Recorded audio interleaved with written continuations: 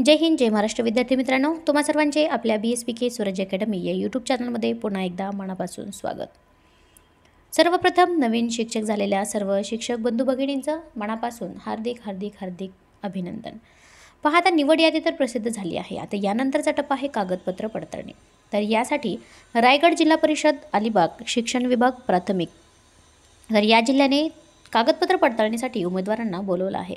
तर उमेदवारांना ज्या कालावधीमध्ये बोलवलं आहे, ज्या वेळेत बोलवलं आहे, तर तोच कालावधी म्हणजेच टाईम टेबल आपण या व्हिडिओमध्ये पाहणार आहोत आणि तो आहे रायगड जिल्हा परिषदेचा.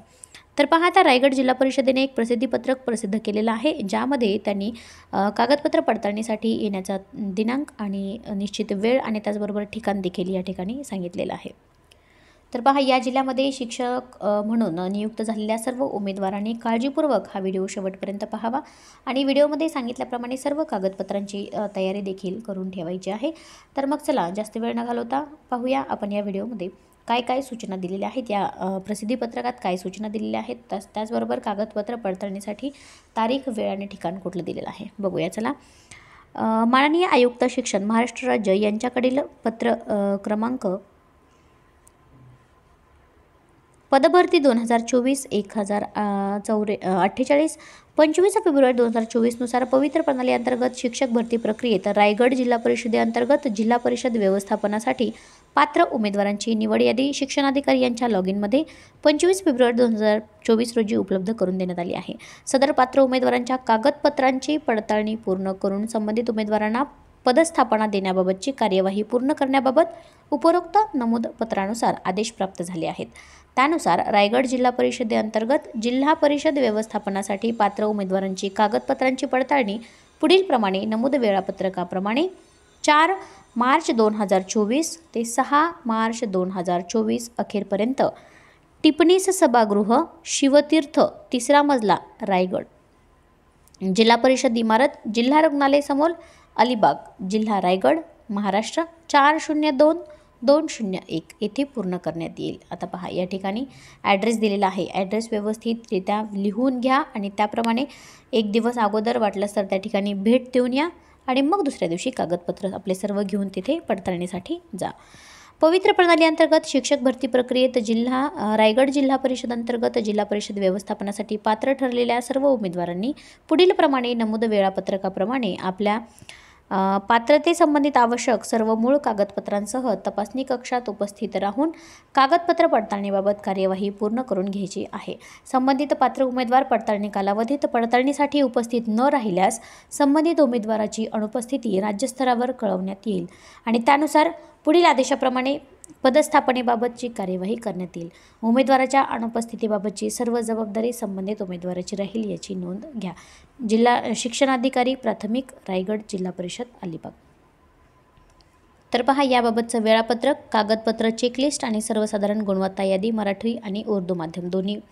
तर याबाबतची पहा सविस्तर माहिती पहा. आता ही 4 मार्च 2024 तारखेला मराठी माध्यम गुणवत्ता यादी क्रमांक 1 ते 275 पर्यंतच्या उमेदवारांना 4 मार्च रोजी बोलवलं आहे आणि 5 मार्च रोजी मराठी माध्यमचे 276 ते 550 अनुक्रमांकापर्यंत विद्यार्थ्यांना बोलवलेलं आहे आणि 6 मार्च रोजी मराठी माध्यमचे 551 ते 671 आणि उर्दू माध्यमचे 1 ते अनुक्रमांक 48 पर्यंतच्या उमेदवारांना कागदपत्र पडताळणीसाठी या कालावधीमध्ये बोलवण्यात आलेलं आहे.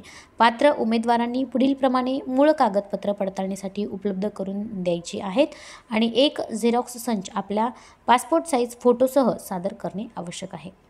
म्हणजे पहा, सोबत काय घ्यायचं आहे, एकतर विहित वेळेत पोहोचायचं आहे आणि मूळ कागदपत्र आणि त्याचबरोबर त्या मूळ प्रत्येक कागदपत्राचा एक झेरॉक्स आपल्यासोबत असणं आवश्यक आहे आणि त्याचबरोबर आपले पासपोर्ट साईज 2 फोटो देखील सोबत ठेवा. ठीक आहे, पुढे पहा, आता कोणकोणती कागदपत्र आपल्याला सोबत ठेवायची आहेत ते देखील आपण बघूया. पहा, या ठिकाणी कागदपत्रांचा तपशील दिलेला आहे. जे आपलं स्वप्रमाणपत्राची प्रत आहे म्हणजे सर्टिफाईड कॉपी आहे ती महत्त्वाची आहे. त्यानंतर 10वीचं गुणपत्र प्रमाणपत्र, 12वीचं गुणपत्र प्रमाणपत्र, पदवी परीक्षा गुणपत्र प्रमाणपत्र, पदव्युत्तर परीक्षा गुणपत्र प्रमाणपत्र. ही झाली शैक्षणिक अर्हता. त्यानंतर पहा, व्यावसायिक अर्हतेमध्ये काय पाहिजे, तर शिक्षणशास्त्र पदवी गुणपत्र आणि प्रमाणपत्र म्हणजे D.एडचं प्रमाणपत्र आणि गुणपत्र. त्यानंतर B.एडचं देखील. ठीक आहे. MSc-ITचं प्रमाणपत्र. TET असेल, पेपर क्रमांक 1 असेल तर त्याचं प्रमाणपत्र, पेपर क्रमांक 2 असेल त्याचं प्रमाणपत्र. CTET असेल तर त्याचे देखील दोन्ही प्रमाणपत्र, पेपर क्रमांक 1 असेल तर त्याचं प्रमाणपत्र, पेपर क्रमांक 2 असेल तर त्याचं प्रमाणपत्र. त्यानंतर जी आपली टेट परीक्षा झाली होती, अभियोग्यता व बुद्धिमत्ता चाचणी, तर त्याचं गुणपत्रक किंवा मग यादीमध्ये तुमचं नाव कुठे आहे तर ते देखील आणलं तरी चालेल. आणि इतर काही आवश्यक कागदपत्र आहेत, त्यामध्ये जातीचं प्रमाणपत्र, जात वैधता प्रमाणपत्र, नॉन क्रिमिलियरचं, लहान कुटुंब, शाळा सोडल्याचा दाखला, त्याचबरोबर जन्म प्रमाणपत्र यासाठी लागणार आहे TC देखील चालेल.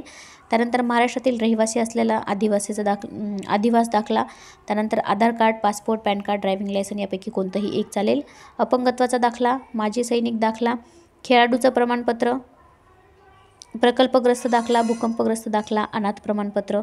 आता हे ज्या ह्याला आपण उत्तीर्ण आहोत ते म्हणजे जर तुम्हाला खेळाडूचं आरक्षण असेल तर त्याचं प्रमाणपत्र पाहिजे, माजी सैनिकचं आरक्षण असेल तर त्याचं प्रमाणपत्र पाहिजे, बरोबर, त्याचा दाखला पाहिजे.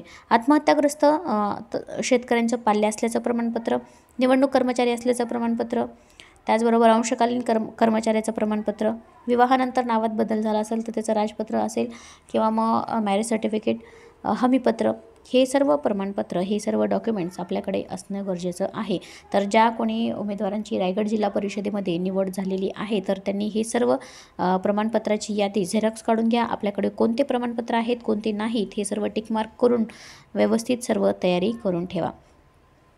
तर ज्या उमेदवारांची रायगड जिल्हा परिषदेमध्ये निवड झालेली आहे त्या सर्व उमेदवारांना कागदपत्र पडताळणीसाठी खूप खूप शुभेच्छा.